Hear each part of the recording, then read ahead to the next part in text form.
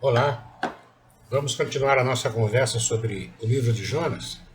Vamos focar um pouco mais hoje no capítulo 3, que é exatamente a relação, a situação em que Jonas vai a Nínive e fala o que Deus mandou falar.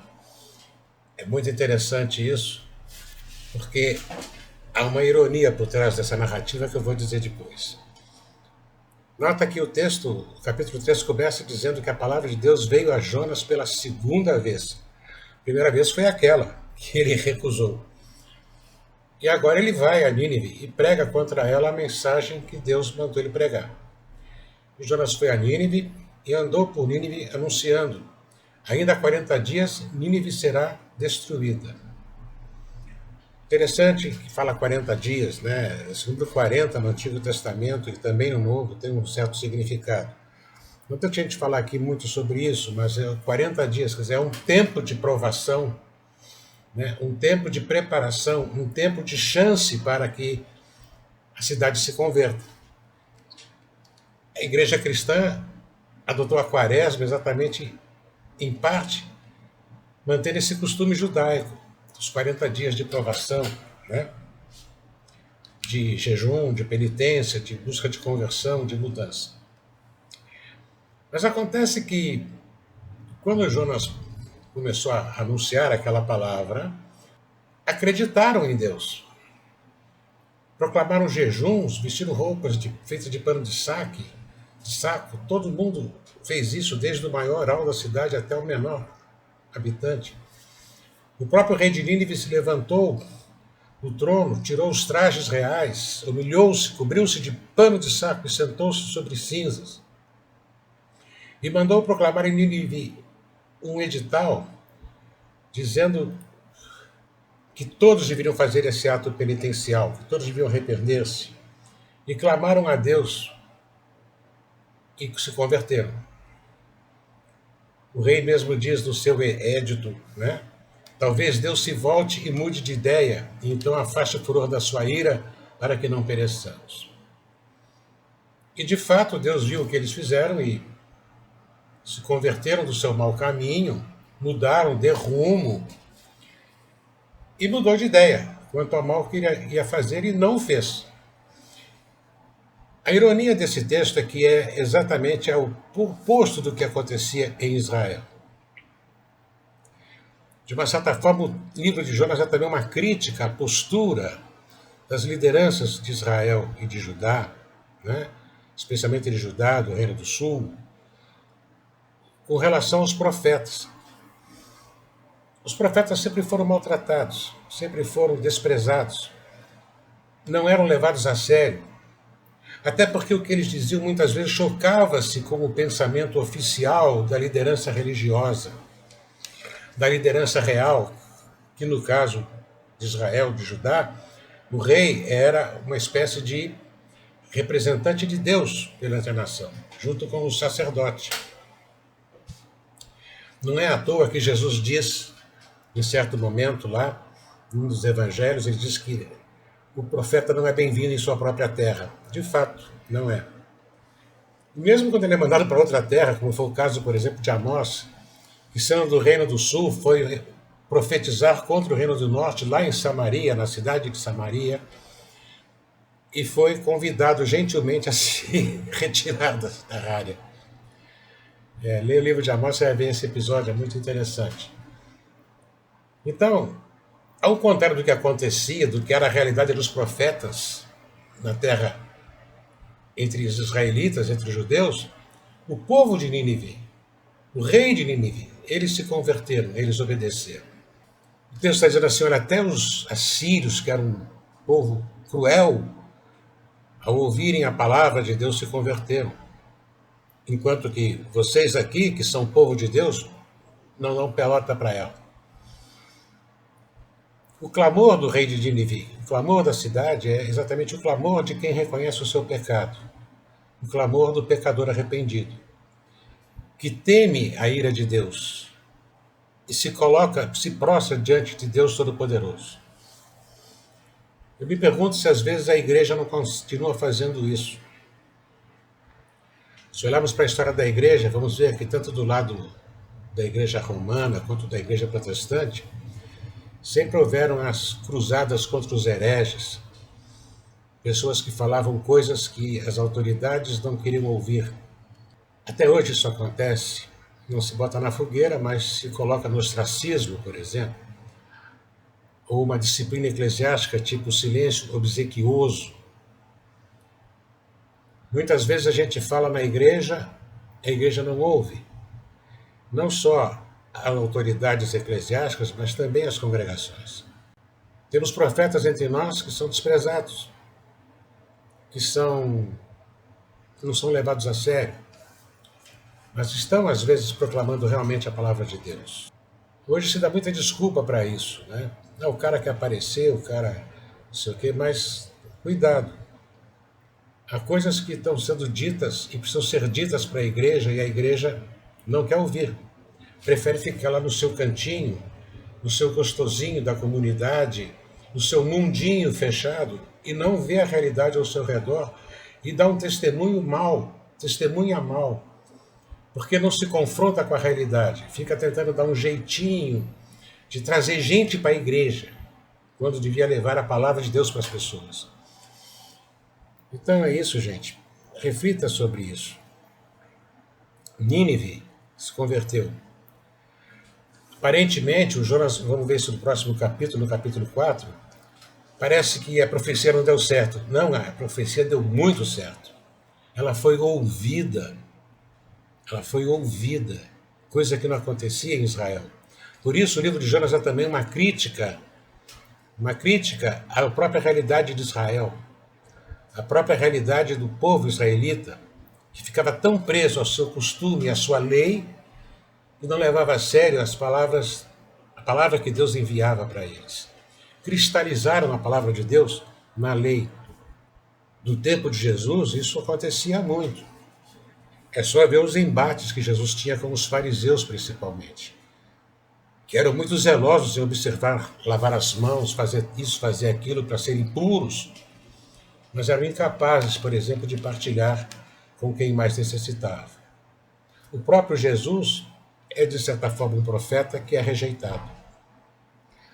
Na história da igreja e na história do mundo, muitas vezes os profetas foram rejeitados, porque o profeta fala aquilo que não se quer ouvir.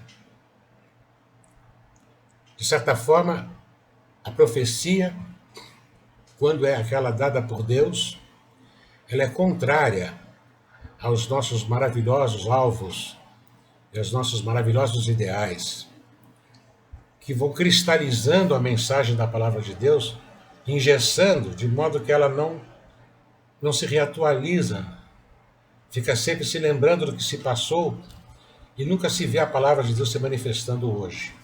Então, reflitamos sobre isso, para que a gente possa entender realmente o que o livro de Jonas está dizendo,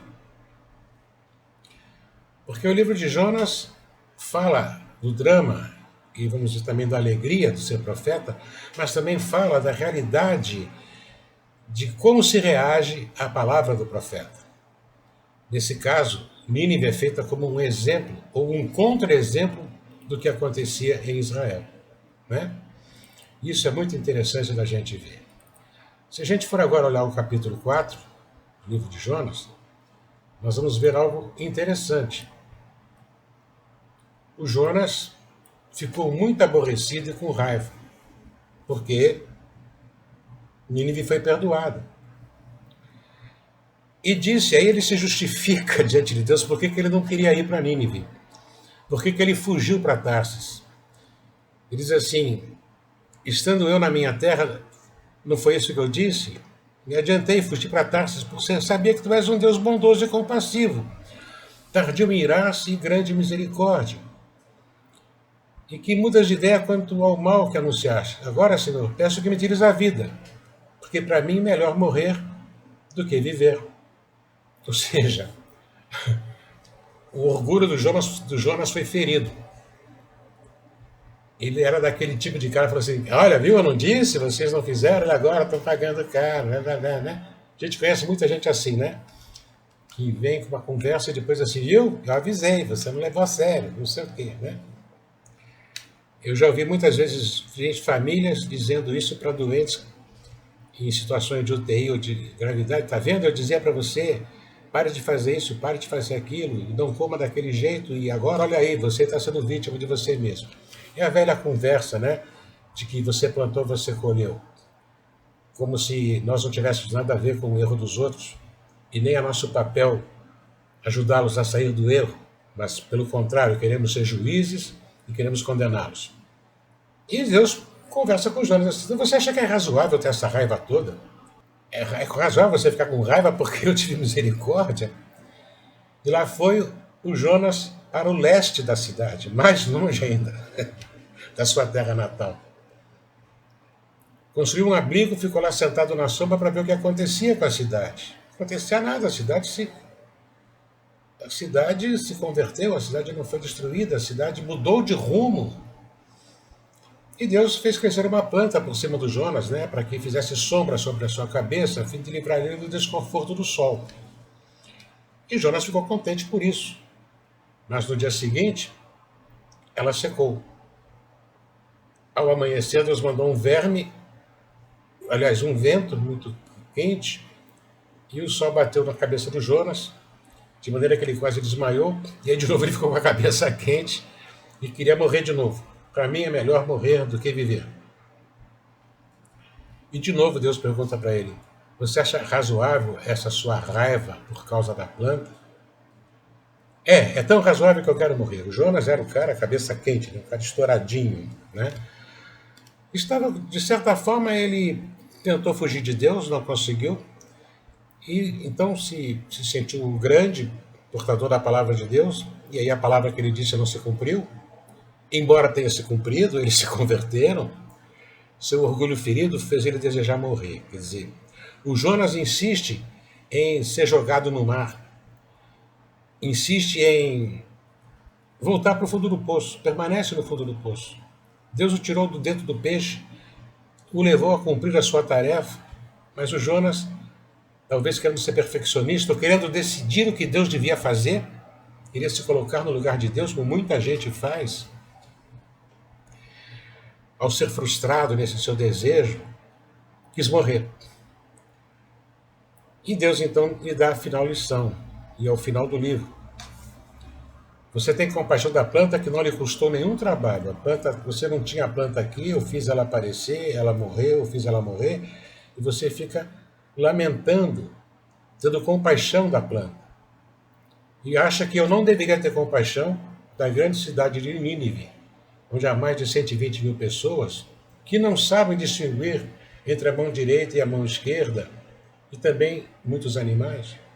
Em outras palavras, você tem compaixão de uma plantinha, mas não percebe a compaixão de Deus por aqueles que realmente são ignorantes da palavra de Deus. É como esses crentes que ficam dizendo que quem não aceitou a palavra, quem não ouviu a palavra está condenado. Você ficam julgando, ficam de exercer juízo, quando quem exige o juízo, quando quem exerce o juízo é Deus. Nós poderíamos dizer assim que, de certa maneira, havia um certo espírito diabólico no Jonas, porque ele gostou muito de acusar, chegou até a acusar a Deus. Muita gente hoje, em nome do Evangelho, faz acusações aos outros. Em toda a sua história, há muitos momentos em que a igreja realmente é criminosa. É o que acontece com a fé, quando a fé se torna uma coisa histérica, vazia de conteúdo. Quando o individualismo transforma a sua fé numa fé pessoal e só sua, e quem não for igual a você está condenado. Essa é uma tradição que nós herdamos do movimento da Igreja Evangélica no Brasil, por razões históricas, não interessa isso agora. Mas hoje ainda a gente encontra nas igrejas essa visão de serem juízes da conduta alheia. Ao invés de apresentar a misericórdia, eles primeiro acusam o pecado e depois assim, se você fizer como nós fazemos, então aí você está salvo. Como se dependesse deles a salvação. É interessante perceber que Jesus nunca acusou ninguém, a não ser a liderança religiosa do seu tempo. Nem Judas ele acusou, mas ele acusava a liderança religiosa do seu tempo porque cristalizaram a fé numa série de preceitos e costumes. E é isso que exatamente que o livro de Jonas também está criticando. Porque são tão senhores da verdade que não ouvem mais a palavra de Deus que se manifesta através dos profetas e através de muitas situações. Eu espero que nós não sejamos assim na nossa comunidade. Examine se você não tem um pouco essa tentação de ser juiz dos outros. Imagine, pense, reflita se não está um pouco dentro de ti esse pensamento de te fazer juiz, acusador dos outros. Vamos lembrar que no livro de Jó, por exemplo, onde Satanás frequenta, é parte da corte de Deus, e em muitos lugares da Bíblia o diabo aparece exatamente como o acusador, em oposição ao Cristo, que é o defensor e juiz. Cuidado com essa sua mania moralista de querer julgar os outros a partir de um critério que é seu e que você acha que é de Deus, porque quem faz isso é o diabo, não é o que o Cristo fez.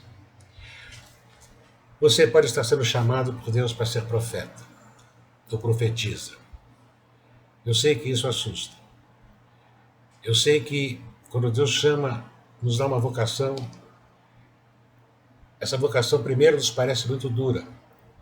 Nos parece que somos incapazes de fazê-la. Temos que refletir muito. Se Deus está chamando você agora para alguma tarefa específica, sinta medo, é normal. Tenha dúvida se é Deus? Sim, é normal. Mas se coloque em oração. Agora, não busque subterfúgio, pedindo dezenas de sinais, para que Deus comprove isso.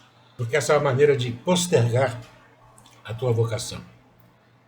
Então, meu irmão, minha irmã, que Deus nos abençoe, que o livro de Jonas nos ensine a compreender três coisas. Primeiro, que quando Deus nos chama, Ele respeita a nossa decisão, mas ela não tem volta a ser chamada.